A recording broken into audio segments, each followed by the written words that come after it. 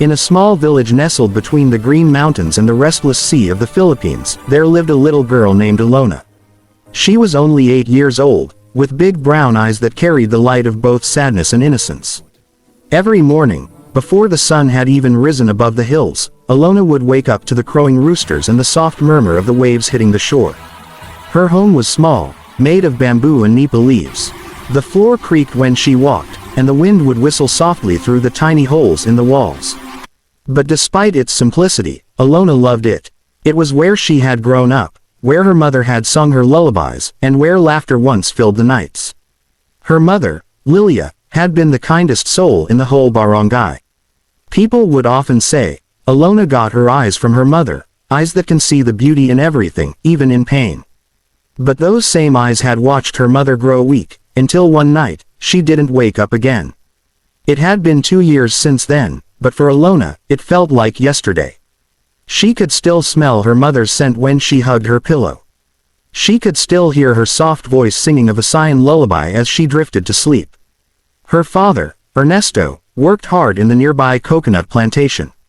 He left before sunrise and came home long after sunset, his hands calloused and his shoulders heavy. Alona knew he was doing his best. Every time she asked him if he was tired, he'd just smile and say, "For you, Anik, I will never be tired."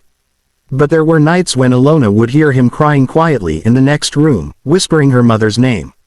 She would hold her pillow tight and pray, not for toys, not for food, but for her father's heart to heal. Alona was different from the other children in the village. She didn't have fancy shoes, or a new backpack, or even lunch money most days. Her slippers were worn out, patched with strings, and her school notebooks were old pages stapled together. But she never complained. She walked to school every morning, barefoot when her slippers gave up, humming the same tune her mother used to sing. The other kids sometimes laughed at her. "Why do you smile so much when you have nothing?"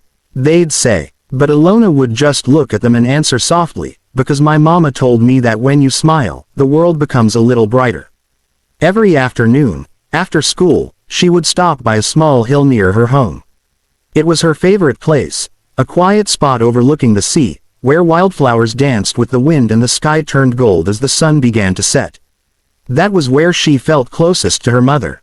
She believed that heaven was not far away, maybe just behind the clouds, or hidden among the colors of the sunset. And every time she closed her eyes, she could almost feel her mother's hand brushing her hair, whispering, "I'm still here, Anik." Always. One afternoon, as Alona sat by the hill drawing shapes on the ground with a stick, a gentle breeze passed through. Something white floated in front of her, light, delicate, glimmering softly in the sunlight. It was a feather. She picked it up carefully, afraid it might disappear if she held it too tight. It was unlike any feather she had seen before, not from a chicken, not from any bird she knew. It shimmered faintly, as if it carried light within it. Her heart began to race. She looked up at the sky, her lips trembling. "Mama," she whispered, "is this you?" At that moment, she felt a warmth spread through her chest, the kind of warmth she hadn't felt in years. The wind grew softer, wrapping around her like an embrace. From that day on, Alona kept the feather close to her heart. She placed it inside a tiny box made from a seashell her mother once gave her. She believed it was a message, a sign from heaven that her mother was watching over her. Every night, before she went to sleep, she'd open the box, touch the feather gently, and say, "Good night, Mama." The next morning, she woke up with renewed strength. She went to school, helped her father, and smiled through the little hardships. People in the village noticed something different about her. There was light in her eyes again, a quiet strength that inspired even the adults around her. But one day, something unexpected happened. A strong typhoon swept through their village. The winds howled like angry spirits, and rain poured without mercy. The coconut trees bent, roofs flew, and waves crashed dangerously close to the shore. Alona and her father held each other tightly inside their small home, praying it wouldn't collapse. When morning came, everything was gone. Their home was shattered, their belongings soaked, and the little box that held her mother's feather, gone. Alona searched everywhere. She turned over every piece of wood, dug through the mud, and cried until her voice broke. Her father tried to comfort her, but she shook her head. It was Mama's feather, Papa. It was her message for me. That night, they slept under a makeshift roof, using a blanket someone had given them. The stars above were hidden behind clouds. Alona couldn't sleep. Her heart felt hollow again, like she had lost her mother for the second time. Days passed, and though the sun returned, Alona's smile didn't. She still went to school, still helped her father, but her eyes were quieter now. The villagers noticed and whispered among themselves, wondering what happened to the cheerful little girl who used to hum while carrying water. Then one morning, as Alona walked to the hill again, the place where she had found the feather, she noticed something shining on the grass. Her heart pounded as she knelt down. It was another feather, but this one was even brighter, glowing faintly in the morning sun. She froze. Tears filled her eyes as she lifted it up gently. The same feeling of warmth washed over her, and in that moment, she knew, her mother had never left. She whispered softly, "Thank you, Mama. I understand now." She placed the feather close to her heart again, smiling through her tears. The wind blew gently, carrying the scent of flowers and sea salt, as if her mother's presence was all around her. From then on, Alona no longer feared losing the things she loved, because she realized love never truly disappears. It just changes form, like feathers carried by the wind, like whispers in the breeze.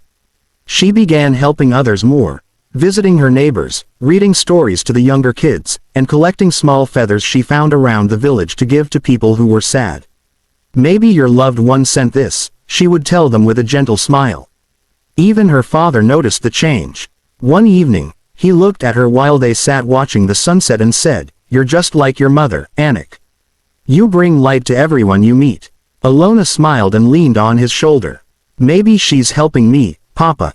From up there, the sky above them was painted in orange and pink, the same colors her mother loved. And just then, a feather drifted gently down from the sky, landing between them. They both stared, then looked at each other with tears in their eyes. Ernesto smiled, his voice trembling.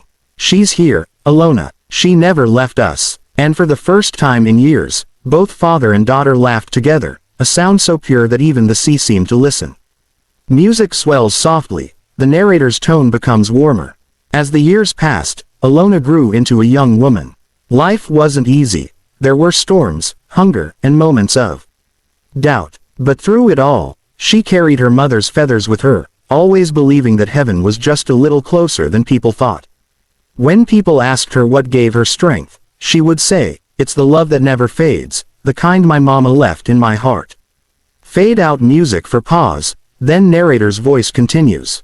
And that is how one small feather changed the life of a little girl, not because it was magical, but because it reminded her that love, even from heaven, never stops finding its way home. Years rolled by quietly after that second feather drifted into Alona's hands. The village healed from the storm, and the scent of salt and grass returned to the air. Alona grew taller, her hair darker and longer, and though the lines of hardship still marked her father's hands, there was a new lightness in the way they lived. They rebuilt their house together, piece by piece, hammering bamboo in the heat of the sun. Each nail was a small promise that they would keep going. Every morning Alona would still climb the hill overlooking the sea. She called it her mother's hill. There she prayed before going to school, the feather hidden safely in a locket around her neck. Whenever she touched it, she felt courage bloom inside her chest. It was as if her mother's whisper traveled through the wind. "Keep going, Anik, you can do anything." At school she began to love learning. Her teacher, a gentle woman named Mrs. Ramos, noticed her curiosity and let her borrow old books from the classroom shelf. Alona devoured every page, stories of the stars, of great people who rose from nothing, of the endless world beyond her island.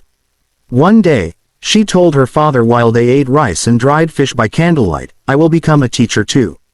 I want to tell stories like Mama did." Her father smiled, eyes tired but proud. "Then study hard, Anik. Let your dreams be your way of thanking her." Alona did. She studied under the dim glow of a kerosene lamp, the night wind playing with her pages. Sometimes, when she grew sleepy, the flame would flicker as though touched by a gentle breath, and she would smile. "Thank you, Mama," she'd whisper, turning another page. Years passed, and Alona reached high school in the nearby town. She had to walk an hour every morning, sometimes through mud and rain, her books wrapped in plastic so they wouldn't soak. Many days she went without breakfast, but she carried her mother's feather close to her heart. Whenever she doubted herself, she held the locket tight. One afternoon, after school, she found a classmate named Jonah crying behind the building. His mother was sick, and he feared losing her. Alona sat beside him, silent for a while. Then she opened her locket, revealing the delicate white feather inside. "When I miss my mama," she said softly, "I remember this. I think she sends feathers so I know she's near. Maybe your mama will send you signs too." Jonah looked at her, eyes glistening. "Do you really believe that?" "Yes," Alona answered, smiling faintly. "Love doesn't stop. It just finds another way to reach us." Those words spread through the school. People began calling her the girl with the feather. Whenever a student felt sad, Alona would find some small white feather, sometimes from birds, sometimes from her own collection, and give it to them. "A reminder that someone loves you," she'd say. It became her quiet mission, her way of passing on the comfort that once saved her. By the time she finished high school, the entire village knew her kindness. A local scholarship program chose her to study education in the city. The night she received the letter, she ran home barefoot, waving it in the air. "Papa, I got it. They'll pay for my studies." Her father lifted her off the ground and laughed, tears running down his cheeks. "Your mama must be so proud, Alona. You'll be the first in our family to go to college." The following weeks were bittersweet. She packed her few clothes and the old locket, afraid yet excited. On her last evening in the village, she climbed the hill one more time. The sun melted into gold over the sea. She knelt and whispered, "Mama, I'm leaving tomorrow. Please watch over Papa when I'm gone." A soft wind brushed her hair, and a single white feather floated down, landing on her open palm. She gasped, laughing and crying at once. "I know, Mama, I know you're here." She tucked the new feather beside the old one inside the locket and walked home under the evening glow. The city was a different world, bustling, noisy, and bright. Alona lived in a small dormitory, working part-time at a bakery to cover her meals. Some nights she missed the sound of the sea so much that she cried into her pillow. But every morning, before leaving for class, she touched her locket. The feather reminded her who she was and why she had come. Her professors admired her dedication. They often said she had a rare gentleness, a calm strength that made people listen. On weekends she volunteered at a children's shelter, reading stories to orphans and helping them with lessons. Many of those children had lost parents too, and when they asked her why she smiled so easily, she told them about the feather. "There's a kind of love," she said, "that you can't see but can always feel. It's around us, in every good thing that happens, in every breeze that touches our face." The children began searching for feathers in the shelter yard, laughing whenever they found one. Alona would laugh with them, but deep inside, she felt her mother smiling too. 4 years later she graduated with honors. When she returned to her village, she carried not only her diploma but also a heart full of purpose. The whole barangay gathered to welcome her home. Her father stood at the center, tears glistening as he hugged her tightly. "You did it, Anak," he whispered. "You made her dream come true." "I only followed where her love led me," Alona answered. That evening, the villagers prepared a small celebration. There were banana leaves filled with rice, grilled fish, and laughter echoing under the stars. As the music played, Alona looked up at the sky. A faint shimmer passed between the clouds, and for a moment she thought she saw her mother's face, soft, glowing, proud. She closed her eyes, letting the wind brush against her cheek like a kiss. "Thank you, Mama," she whispered. The feather around her neck swayed gently in the breeze.